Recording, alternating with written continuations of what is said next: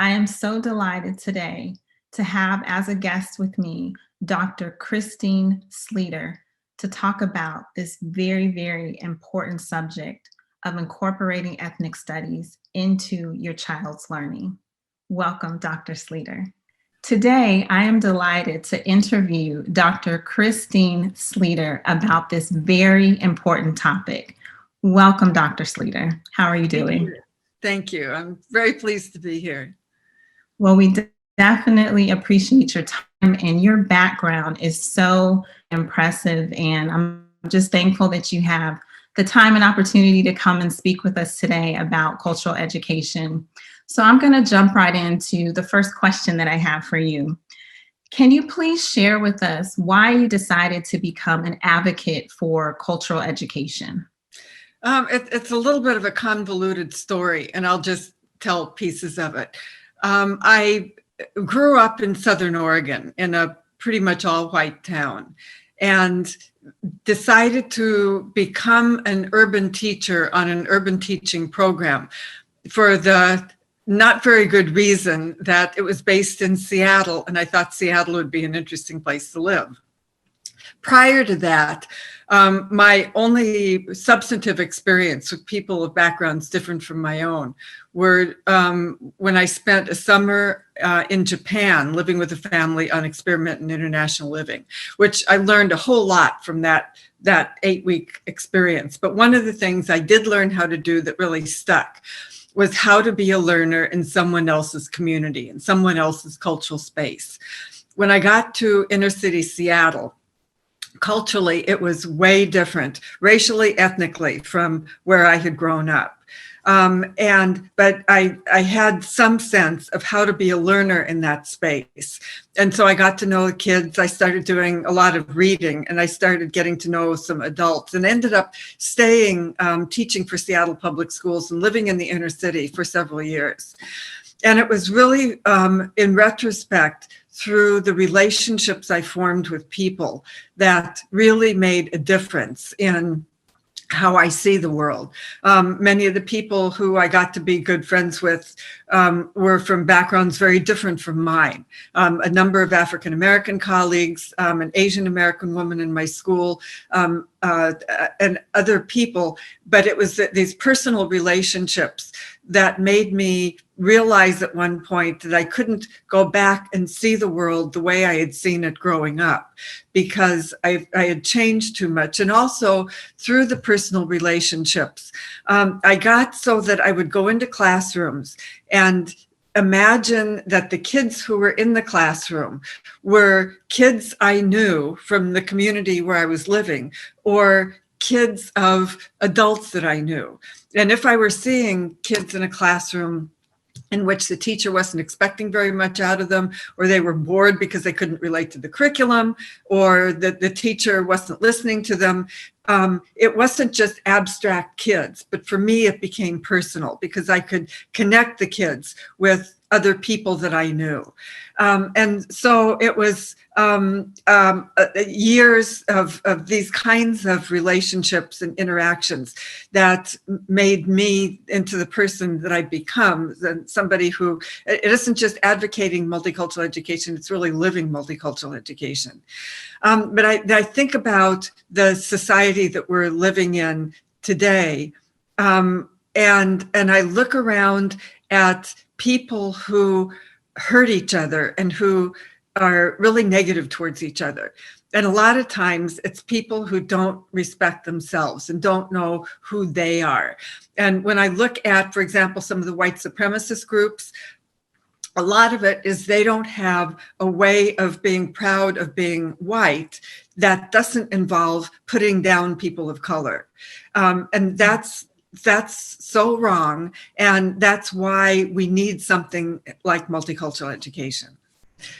There's a difference, though, between feeling proud of who you are and proud of where you come from and who your people are, versus feeling superior to everybody else because of who you are. You can feel pride and still at the same time acknowledge that other people are also proud of who they are, and you can respect them and they can respect you back. And that's healthy. But when you have a feeling of superiority over other people, that leads down a road that is a very destructive road, I think, both to the white supremacists as well as to the people who become victimized by white supremacists. Excellent, thank you. You shared a lot of very, very profound things just now, and the statement regarding, particularly with white supremacists and not really knowing or understanding how to channel that energy, like to be proud. Everyone should be proud of their heritage, their upbringing, and like you said, being able to share that in a way that is not hurtful or harmful, to others is very important. So as we move forward in the conversation, I think it's important that we define our terms. So what exactly is ethnic studies, and is there a difference between ethnic studies and multicultural education? I get asked that question a lot, and different people who are active in ethnic studies and multicultural education will answer it differently. For me, there's not a whole lot of difference. Other people will say they're very, very different. But when I think of ethnic studies and multicultural education, I think of when they started in the late 1960s. With ethnic studies, it was started by students of color at the university level who were protesting the whiteness of the university, the whiteness of the students, of the faculty, of the curriculum, and the irrelevance of the curriculum to communities that they were from. And so the students led protests demanding what became called ethnic studies. It's we want to see our histories and our literature and our knowledge and our concerns in the university as a part of the program. At the same time, at the K-12 level, multicultural education was starting really out of similar roots in the wake of the civil rights movement. And the way I think about how multicultural education took shape is as African-American parents, their kids were bused into schools that had been predominantly white schools, as Black schools were shut down, and a lot of thousands of Black teachers were lost their jobs. The parents were really concerned about what was happening with their kids in these predominantly white schools. The curriculum was still all white. The teachers didn't understand the kids, didn't understand the communities they came from, thought in many cases that they didn't have culture. And so drawing some on the ethnic studies movement and on what parents were experiencing, that sort of became where multicultural education came from. I think of them as different, mainly in that one developed in higher ed and the other developed mainly in K-12. But to me, what's fundamental about them is that they put to the forefront perspectives of people of color about knowledge. So it may be learning African-American history, but it's also learning African-American perspectives on US history or on, whatever else is in the curriculum. And multicultural education should be doing the same thing. It has tended to, in many cases, become I think too much of white people's interpretations as it's been shaped for white teachers, and white teachers have re-articulated what it means. But by centering people of color's perspectives, that doesn't mean I'm advocating that white people's perspectives shouldn't be part of the curriculum as well. But there are spaces, and ethnic studies provides a really good space for this, that center perspectives of people of color and not perspectives of white people. It may be a class that centers perspectives of Mexican Americans, or a class that centers perspectives of African Americans or of indigenous peoples, but it may also be centering perspectives of multiple groups of color that have been marginalized on the basis of race, to then look at an issue through that lens. Thank you. So just so I'm clear, so then ethnic studies really is a phrase or term that's used for higher education, whereas multicultural education generally pertains to K-12? Well, I would say until maybe 15 years ago, that was the case. But ethnic studies is now very, there's a real active movement for ethnic studies at the K-12 level, which was launched in part. This history stuff gets to be interesting because I can tell you one story and then there's different stories, but launched in part by the experience in Tucson, Arizona, where there was a Mexican American Studies program for the whole curriculum for the whole school district. And it was the first, and they called themselves ethnic studies. They drew from the history of ethnic studies at higher ed and simply brought that history into K-12. But prior to that, there had been Afrocentric schools for a long time, and African-American curriculum in schools, and on reservations, indigenous education. So you can't just say, but that ethnic studies started with Tucson, but the use of the term, drawing from higher ed and putting it into K-12, that's when I would date the use of the term. Okay, thank you. So why would you say that it's important to incorporate ethnic studies or multicultural education into children's learning at an early age? Because with Kids and Culture, we focus on children ages 3 to 12. And so some might say that's a bit too early. I think there are a couple of really important reasons for starting work with culture at a very early age with kids. One is that culture is part of the foundation of our identity. And kids do start wondering things about their identity from the time they can start talking. And so helping to give them the language to be able to understand some of who they are and what culture means in the family and in their own traditions is really, really helpful for developing that sense of identity. My grandkids are biracial, African-American and white, and my grandson was recently asking his dad, who's African-American, he says, okay, I'm part Black. And yes, you are. And that's a good thing. And let's talk about that.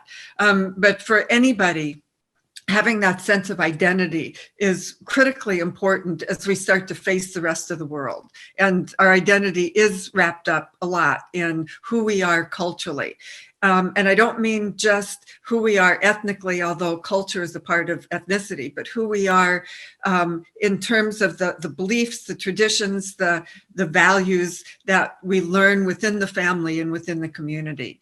The other thing why I think it's really important from an early age is that the children, as they go out into the world, which they start doing at early ages, start encountering people some of them are like themselves and some of them are different from themselves. And giving kids a vocabulary and a way of understanding and interacting with people that will allow them to learn and to learn with respect as much as kids do and can is really important. Kids will ask questions about people who are different from themselves because they want to know. And oftentimes parents are like, oh no, we can't ask that question. That's really impolite. And making it more of a norm of where it's okay to wonder about people who are either like you or different from you. And it's okay to learn, and it's okay to face other people knowing you have a sense of who you are, and other people also have a sense of who they are. And that's a wonderful way for the world to be. And I think we can start instilling that kind of way of both grounding yourself as well as interacting with the world when kids are like 2, 3, 4. Excellent, thank you. So the next question I wanted to ask you is moving in the direction of providing some tips for parents. So one of Kids and Culture's, main pillars is that our foundation is that we want children to embrace culture. So for parents who are watching, what are some practical steps that you would recommend that they can take to incorporate ethnic studies or multicultural education into into their household, into their children's learning? Well, one of the things is to learn, for parents to learn how to articulate what within the home is cultural. Because from an anthropological perspective, everything we do is cultural. There is shaped through culture, how we I mean, there are things everybody eats, but what people eat, how they eat, when they eat, that's all shaped by culture. And a lot of times parents don't really think about it. It's just, this is the way things are, and don't think about it being cultural. But helping kids to be able to have a sense of what within our home is cultural can help give them a sense of, okay, we do things this way and other people may do things another way. We have grown up thinking in some certain ways and other people have different perspectives. And for parents, especially for white parents, this may be a struggle because in my experience working with white teachers, a lot of us think that we don't have culture, and it's mostly because we don't really understand what culture means. So even starting to name within the family or within the community, what are things what are values that we share? What are ways of doing things that we share? What are perspectives that we share? Can begin to name what is cultural. For learning about the diversity in the world around you, kids' books is, I think, a really good way of exposing kids to people who are different from themselves. And even though books by authors of color are still way underpublished, and most of the children's books are by white authors with white characters, one can still find a lot of books that are really good books that feature children from various racial ethnic groups in various parts of the world. And I really encourage parents to try to build a multicultural library and help that become sort of the normal way that your library is, rather than, you know, the sort of regular library and then the multicultural library. Another thing that parents can do is to kind of look around your own community and see what diverse cultural groups are in the community. For example, where I live, there's actually quite a bit of diversity. One of the groups that I found interesting to learn about when I first moved here was the Sicilian fishermen. Monterey has a tradition of fishing being done by Sicilians. And I learned about this from one of my students in one of my university classes who was of Sicilian descent. And so that started raising questions of, well, why did the Sicilians come here to Monterey? Why? That's a long way from Sicily. And what all did the Sicilians do when they were here? And that must be why so much of the fish, the way we cook it, is Italian. And so learning something about the Sicilians locally, it was very interesting to me. And that's an example of learning something about the cultural diversity in your community. Or another group that's here there's a Japanese community. Japanese American community. And if you look around, you can find a couple of Japanese churches, and there will be the Japanese Obon celebration, and the Japanese community, that people kind of know each other and to some extent do things together. As a taiko drumming group. But exploring that starts raising all kinds of questions like, when did the Japanese come here? Why did they come here? How did any of that relate to the internment of Japanese during World War II? So there's some historical questions that you can ask, as well as cultural questions you can ask. But it's, instead of it being something in the abstract, it's something that is involves the community, just like down the road, down the street. And so I think those are some practical things that parents can do.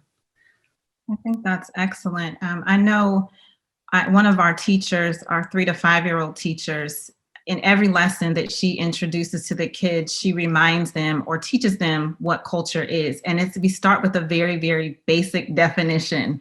Culture is, the art, history, geography. It's the way of life, how people live in a particular area. And the 3-year-olds get it, which I think is, I think it's great. So I'll just tell you a real quick story there. I would often start my multicultural education classes when I was teaching in Wisconsin, where the students were predominantly white, and they were like, we're having a hard time getting this culture. And I would start off by saying, think of the number 8. Numbers, you think of numbers aren't cultural. 8 is just 8. Okay, you got 8 in your mind. Okay, now think about if you were supposed to go to a job interview that was scheduled for 8 in the morning. When would you get there? And people write it down. If you were invited to a party that starts at 8 in the evening, when would you actually get there? And people write down. And then we start sharing all different cultural interpretations of 8.